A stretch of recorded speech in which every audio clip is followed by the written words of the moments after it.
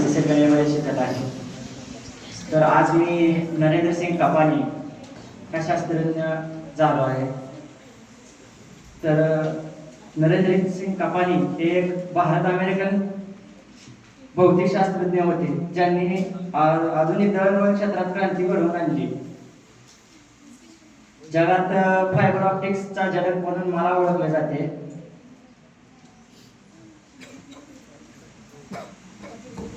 माझा जन्म 31 ऑक्टोबर 1926 रोजी पंजाबमधील मोगा येथील एका शीख कुटुंबात झाला. त्यांचे बालपण हिमालयाच्या पायथ्याशी असलेल्या देहरादून मध्ये गेले.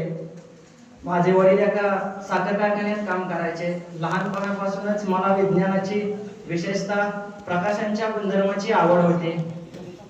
माझं शिक्षण, पदवीचं शिक्षण हे आग्र्यामध्ये पूर्ण झालं.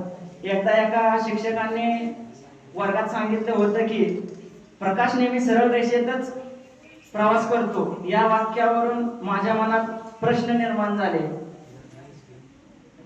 त्यांना वाटलं की जर प्रकाश वेडावाकड्याने मार्गस्थ करता आला तर याच दिसण्याच्या पोटी मी पुढे या विषयावर संशोधन केलं.